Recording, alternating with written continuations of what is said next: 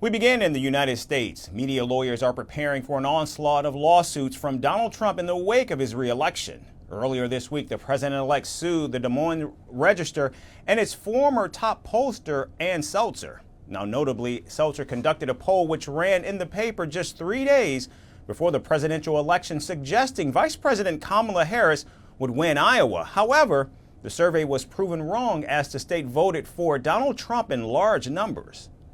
And then she brought it down very smartly to 4 a couple of weeks before. And everyone said, wow, that's amazing. He's only up by 4 points. Then she brought it down to where it was down by 3 or 4, whatever number she used. And that was the Des Moines Register. And it was their parent. And in my opinion, it was fraud and it was election interference. Now, the legal action represents Donald Trump's pledge to pursue litigation against media more aggressively. He filed the latest lawsuit just days after ABC News agreed to settle a defamation case by donating $15 million to his future presidential library.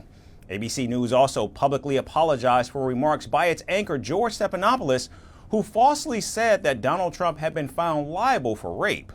The president-elect also sued CBS in late October over the network's 60 Minutes interview with Kamala Harris. The lawsuit argued that the vice president's interview was deceptively edited and sought $10 billion in damages. We're filing one on 60 Minutes, you know about that, where they took Kamala's answer, which was a crazy answer, a horrible answer, and they took the whole answer out and they replaced it with something else she said later on in the interview, which wasn't a great answer, but it wasn't like the first one. The first was grossly incompetent. It was weird. And that was fraud and election interference by their news magazine, a big part of CBS News. Trump's list of lawsuits against media persons and organizations doesn't end there. In fact, last year, Donald Trump sued journalist Bob Woodward and book publisher Simon & Schuster for releasing his audio tapes without consent. We're involved in one which has been going on for a while and very successfully against Bob Woodward, where he didn't quote me properly from the tapes.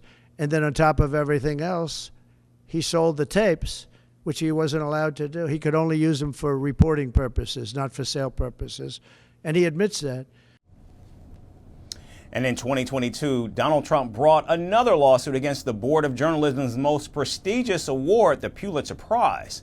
The case revolved around the board giving the New York Times and the Washington Post an award in 2018 for reporting on Russian interference in the 2016 presidential election. Now railing against the press is a familiar tactic for Donald Trump, who simply doesn't trust the mainstream media and wants to suppress the so-called left-leaning outlets. During his first term, his administration went over 300 days without any official media briefing at the White House. And even if his next administration holds daily press conferences, Donald Trump might simply get rid of journalists who do not align with his values.